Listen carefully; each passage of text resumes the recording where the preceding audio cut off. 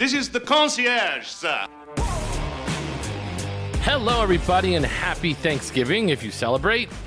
This is Concierge Confidential, and this is our one episode this week, just because, again, it is Thanksgiving, and I am traveling back to wonderful Tucson, Arizona. So, yeah, let's talk about it. So, last week was my birthday, and for my birthday, I wanted to make sure that I checked out Mayfair Supper Club before it closed, and I wanted a couple side quests that evening, and then I ended up going to San Diego with my parents. And yes, I did film it, and you can actually check it out on our YouTube page, Concierge Confidential, now, if you want to see what that looked like and what it's like to travel to other places. Because every so often, I like to bring you guys along, and yeah, I did a whole video for it. So make sure you check that out. So this is more of sort of like a mishmash of, you know, the recapping of F1 and kind of how that went and what we think about it going forward, and also a couple other little sort of tidbits going into the holidays. So let's jump into the episode coming up next. Okay, hello everybody. So let's go ahead and get into the episode. So I did go to Mayfair Supper Club on my birthday because I thought I should check it out before the show part of it ends, and let's give it a little bit of a review because I hadn't been to it in a very long time. So I ended up going out on that Tuesday, and I get there, it's kind of somewhat busy, and first of all, getting around all the traffic on the strip was crazy. Oh my goodness. So yeah, so let's go ahead and talk about the first part of the evening. So I ended up parking at Cosmopolitan because I had a whole plan. So I get to Cosmopolitan, and I am all the way, by the way, guys, it's going to be a little bit all over the place on the episode just because it was my birthday. I'm kind of talking about F1 at the same time, and of course the trip as well. So bear with me as we kind of go through this entire sort of evening. So, park at Cosmopolitan, strategically planning how I'm going to exit the strip during F1. So much traffic. It was unbelievable. The week of F1 is probably, depending on how you're looking at it, the worst week of the year. Even worse than New Year's and Christmas and all the other ones combined. Why? Because just getting anywhere on the strip is the problem, just because that is where the race is going to be. If you're here for the race, fantastic. I'm glad that you came, but I have to say that is super inconvenient. It's a part of life, but Jesus. And it's going to be on this week every single year, which is my birthday, which makes it even more annoying. Anyways, moving forward, I park at Cosmopolitan, and I was going to walk over to the Waldorf Astoria just because I did a whole article on best views in Vegas, and I hadn't been to the remodeled Hard Shake, which is their new bar on top of the Waldorf Astoria, the 23rd floor. So I get in there, a little bit of a walk. I get in there, go to the top. Of course, I'm early. It says it's closed. It'll open at 6 o'clock. I'm there. It's 5:30. The cool thing is they remodeled the entire top floor, or the entire 23rd floor, so you no longer check in up there, but you do have another very large bar called the Peacock Bar that has really fantastic movie-inspired cocktails that actually rotate throughout the seasons. I had the Casablanca because I love the movie Casablanca, so I had to have one. It's a tequila-based cocktail. It was good. It's sort of like their version of a margarita. Not bad. So I had that. I was waiting. Beautiful view. This honestly has to change the rankings of my favorite views in Vegas because it has a big, gigantic window, very open seating, and you get a really fantastic view of the center part of the strip at the perfect eye level. So it really feels like you're in New York, to be honest. It feels like New York where the sort of buildings surround you when you're on sort of those mid-level big high rises. It was great. So had a cocktail there. Wonderful bartenders, great service, really 5-star, really something you expect from the Waldorf Astoria, the brand. So I keep overhearing, and this is the terrible thing about being here during F1 this week, is that I wanted to go to Hard Shake, which was their signature bar, and I hear from people that, yeah, we're waiting to go in there at 6 o'clock. So at 6 o'clock is when the bar opens, but it is also when they are having a buyout for Hard Shake, which means I can't go in, which is really annoying. That's actually one thing you guys have to be careful of when you come to Vegas during the week, which is great because they have lower table limits, which is nice. The rates are usually a little bit lower than they are for the weekend, just naturally. But you do get a lot of buyouts for a lot of really great properties because that's how they have to stay in business. That's really how they make a lot of money for like a Thursday or a Tuesday when nobody's there. They do buyouts. And when you have big corporate events, very large corporate events, things like Amazon when they come in for their convention, CES, which is a huge convention that has a bunch of different companies that come into town. There's also SEMA, which is the automotive. They're very large conventions that take up lots and lots of space and also have very large groups, which means lots of buyouts happen. So just make sure when you're planning your vacation to look ahead of time, like when you want to go, and see if there are any conventions. You can always do this by going to the Las Vegas Visitor Authority, which is the convention center website, and you can see if there are any big conventions planned for that week, and then you'll be able to sort of plan accordingly. Because if it's for anything like Amazon or, like I said, CES, the room rates are actually going to be more expensive during the week. It'll be hard to find transportation, and a lot of the nicer restaurants will have buyouts for that week. So really important to look ahead for those big events. So I couldn't go in. I was very, very sad. And then I could have just walked in, but I was being very nice that day. So I was like, I just want to peek my head in to see what it looks like. She's like, unfortunately you can't. And I know this is a job. This is the funny thing, is the person who gets paid the least in the entire restaurant, other than like maybe the bussers, I suppose, is the hostess, who also has the absolute most power. Like, they have so much power over a restaurant and who goes in and out. It's actually kind of staggering, but a lot of times you just got to put a little bit more pressure and you can go in. I didn't feel like doing that. It was my birthday. So I said, fine, I'll come back another time. Went back down the elevator, walked over to the Bellagio. I ended up taking the tram from Crystals, which is possible. And Jesus, I could never get the right side. But anyways, get over to Bellagio, which is nice. Everything's kind of sort of connected. Get over to the Bellagio, walk over to Mayfair.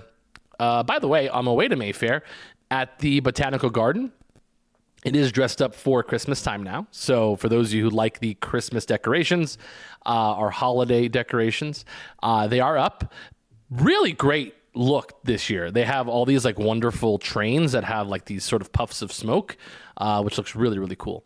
They also do hot chocolate. So if you ever want to go to the Botanical Garden and just do like a hot chocolate and look around, highly recommend it. It looks absolutely phenomenal. And again, it's free. The hot chocolate is not free. The hot chocolate you can also get with alcohol in it because it's Vegas, obviously. Why not? So as I'm walking through, I'll get to Mayfair, walk through Mayfair, go on the inside. It was funny because I walked in, two noobs obviously sat at the bar in the front. We don't do that. Well, you guys listen to the podcast enough. For Mayfair, you go right into the middle of the restaurant, or the heart of the restaurant, and the bar is to the right. Was able to take my seat. Another pro move, this was back when they had the show in the middle.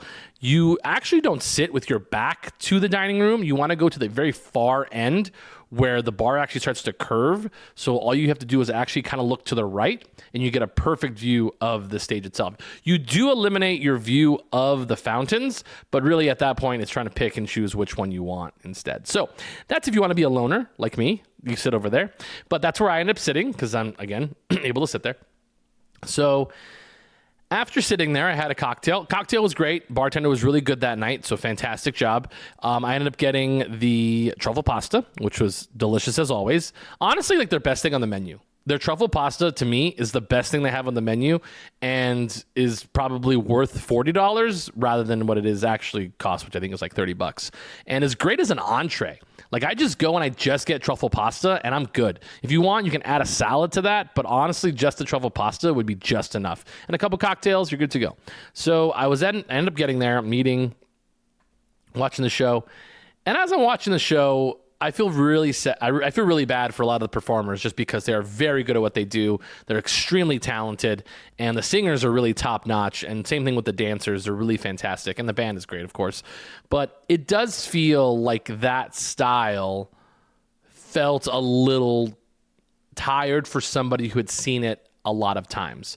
I think the problem is with Mayfair was that people would come multiple times and they would see essentially the same show over and over and over again because the songs are all the same.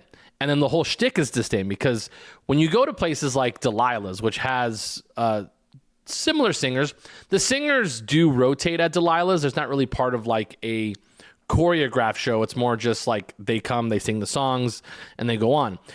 And they move through. That's a lot of like independent contractors. I follow a lot of the singers. They're in Los Angeles. They're in other places. They travel a lot.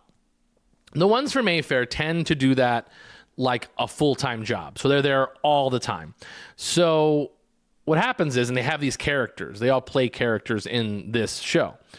So they have kind of the same shtick that they do throughout every single show, which I think maybe became like a burden for the show itself. I think if they transformed it into something that wasn't as staged, then I think it would actually become like more of a mainstay. So again, maybe that's what they're doing with the next iteration of the show. I would guess so, but yeah, it's one of those things. It's like I really don't want to knock them for actually having a put together, all together show, cohesive. But I do think it's a hindrance to something like this dinner show that they're looking at. So I don't know. Those are kind of my thoughts. So in a nutshell, I would say I guess it was sort of time for a change. I really do think that they could have kept the same singers, same band, same dancers, and still had a fantastic show and just made it less of like a niche or a kitsch show. It just everybody can just go by their actual real name, and it wasn't sort of like these made up sort of names. But this was the first time I actually heard them say the singers' actual names, because before they were like sort of like these made up names. Now they use their actual names. So I don't know. It's just one of those fun things that you kind of pick up when you see a show many, many times. So overall, I do think that maybe was time for a change. I do feel bad for everybody, but we'll see what the next iteration has in store. So with that happening, I ended up leaving. I had a very early flight to go to San Diego, and I said, I'll just stop at this place for a nightcap. I'll end up going to the Vault. I've never been there. It's my birthday, so I said, hey, why not? When you say it's your birthday, things tend to happen. Not for free if you're a guy, but just happens. So ended up going to the Vault, which is the very expensive speakeasy at the Bellagio. And can we just like go back to old school Vegas for a second? Like if I walk up to a bar that there is an empty bar chair and I ask both people next to it, hey, is anybody sitting here? And they say no. Like maybe the bartender doesn't have to ask like, hey, you have to check in with the hostess. I think that's so stupid. I think it's so dumb. It's a single person part of the restaurant. I didn't sit at a table. I didn't sit at a table for two. I didn't sit at a booth. I sat at the only empty chair at the bar top after asking if anybody was sitting there. Come on, bartender. Let's get our shit together. Let's go. So I ended up going over to the hostess. And by the way, guys, like I don't make lots of fusses because the thing is, you're not going to get anywhere by getting in fights with people. So I ended up going to the hostess stand. I talked to her. End up going and just puts me in the same spot that I was going to sit at. So now me and the bartender have to have this weird sort of face off again. So then I order the old fashioned that they had on the menu, which, is very pricey. And I'm sitting there talking, looking at stuff, and it's really fun to watch them make the cocktails. And again, I don't know what it is with the Vault. It's just like they are meant to be like over the top and super expensive, but I think it's just a funny thing altogether. But I ended up making friends with the two girls next to me. That they were both visiting, and one of them, it was I think her first time to the Vault, I think, and had a really fun conversation. We talked a lot. It was really, really fun. So I was going back to the Cosmopolitan, and they said that they were going to the Barbershop for karaoke, which I've been in there once for the karaoke, which is pretty fun. So I said, why not? Let's do it. So I ended up, walking with them, going into the Barbershop. We walk in. Fantastic time. The Barbershop, it's funny because at the Barbershop, you always end up in the same spot if you didn't get a table. You're right there on the walkway that looks out. So ended up my second speakeasy of the night, in quotations, and it's really fun. I have to say, guys, like if you're in a group and one of you is going to sing on stage with a live band, or you just want to watch other people do it, and have a good it's really fun.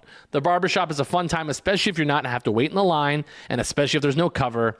Barbershop is great. I think the cocktails are very meh, so I would just, if you want to just get a beer, I would recommend that. But, that's all what goes into it. But I was there for a drink or two, and then my phone was dying, by the way. And then I ended up heading home. So I spaced a lot of stuff out. So I headed home, and my flight was at 9:30, and I meant to plug my phone in, and I did not plug my phone in. My phone was sitting right next to my charger. I wake up, and I woke up right at 8:55, not knowing that. And needless to say, was not going to make the flight for 9:30. So first time in my life I ever overslept and didn't make it to a plane. But I was able to make the changes, which actually ended up becoming a cheaper flight. And the good thing about Vegas is that flying to California is pretty easy, especially if it's not a busy day. So was able to go a little bit later, and was able to meet my parents in San Diego. So we actually ended up staying at Coronado, actually, before I get to the trip. So my brother was actually in town for F1, and he stayed at my apartment for one day. And then I thought he was going to stay at my apartment for the rest of the time, but he actually found very inexpensive hotel rooms on the middle of the strip, at the Flamingo. But the only problem is that he had to park his truck, and the parking, I think, was charging him $40 a day or $40 in general. I can't remember what he said. I want to say it's $40 a day for valet. I don't know. But he couldn't even park it at the Flamingo. He had to park it at Planet Hollywood, and then he had to walk to the Flamingo to actually where he was staying at. And I was like, oh man, why aren't you staying at my place? I really wanted you to. But in retrospect, it makes a lot of sense that he wanted to stay at the Flamingo, because he is actually going to F1 with his daughter, and their seats are actually on Koval. And it just made sense. So I think he actually made a good move, because trying to navigate getting in and out of the strip during F1 is just not a non-starter. You just can't do it. So he actually ended up going and staying at the Flamingo. And he actually went to a lot of the activations. And I think if you are going to be coming for F1, especially for multiple days, to make it worth it, you really have to hit every activation possible. They had one at New York, which was on the Brooklyn Bridge, which had a stage. That was the oh my goodness, that was one of the smaller teams. They had a nice little party and a scavenger hunt for kids. That's a photo ops at the Aria, where they had the Mercedes cars at. Then I believe McLaren is actually permanently at the Wynn, which they went to the Wynn and took pictures there. Then they also went to Resorts World, which they said did not have a lot of stuff. So I think the major takeaway this year was that the activations weren't as good. Activations, just for those of you not familiar with the term, are activities that they put together for you to do. So they're interactive, usually set upon whatever the event is. For F1, it would be cars and that kind of thing. So they went to all of that. They also went to the F1 arcade, which they said they had lots of fun at. I think that's probably going to be a centerpiece of anybody coming to Las Vegas besides the race for F1, is to go to the F1 arcade, because I think it's the most interactive, all ages friendly thing to do. And I think it's really fantastic. I also did see that Delilah's had a lot of stuff going on for F1, so that must have been really fun, but obviously quite exclusive. But they said that it was really fun, that they had lots of food. The rain was a bit of a problem in the evening for the practice days, but it really cleared up for the Saturday. So overall, they had a really good time. It's kind of always depends where you get your information from. I would say if you have, you don't want to purchase tickets for F1 and not have hotel rooms ready. But my brother was able to find hotel rooms the 2 days before. So I don't know. It's inconclusive, because I'm a big planner, and I'm not a big fly by the seat of your pants person. So I would get nervous to come to Vegas and not have a room ready to go. But it seems like it's one of those things you can kind of find the week of. But, to each their own. I'm not a big F1 person. I don't think I ever will be, unfortunately. It's just not my thing. I'm sorry, guys. If you did go, hopefully you guys enjoyed it, and my brother really had a good time. So that's all that matters. So I actually was in California during all this. So I went to the Hotel Del on Coronado Island, and it was supposed to rain. It was scheduled to rain basically the entire time we were there, which the good thing was it really only rained like in the evening and one of the days, which was Friday, which we had indoor activities planned for Friday anyway. So I got there on a Wednesday and I was able to sit like at the beach bar. And I think this is a really good example of like I think this happens to me a lot because when I go on vacation with my parents is that they never want to like nail stuff down for dinner, which I find that like it really works out for them sometimes if you're in not Vegas on big weekends, because big weekends you got to have a reservation, but a lot of times you're able to find reservations a lot of places like same day, as long as it's not like Carbone or like Delilah's or Hell's Kitchen. So we were actually able to the hotel itself was wonderful. Really liked the Hotel Del, which it was nice to stay at like a historical hotel to see. I love history. So there's so much history in that particular hotel. I think it's like over 100 years old. 1888, I think, is when it was built. And they have so many modern luxuries, which is really nice. And honestly, it's very similar to it's priced very similarly to what you get in Las Vegas. So we ended up going, had a drink at the surf bar. I forgot, but it overlooks the ocean, which is fantastic, and a beautiful sunset the first day. I won't go too much into the trip, just because you guys can check it out on our YouTube page, Concierge Confidential, which should be out now. So make sure you go watch that video. I think it's really fun just to check it out. But they do have a Nobu there, which I've done in a Nobu once before, which I thought was actually quite delicious, and I had a really good time. And sort of similar option.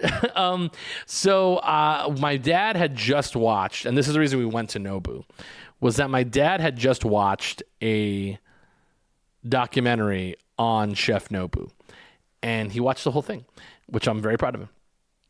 But when my dad sees things that are very branded, he wants to go do it. So we end up going and doing the Nobu at Hotel Coronado, or Hotel Del in Coronado. And here's the thing. You should go to a Nobu knowing you're going to eat fish. And even more so, you should be knowing that you're going to go eat sushi.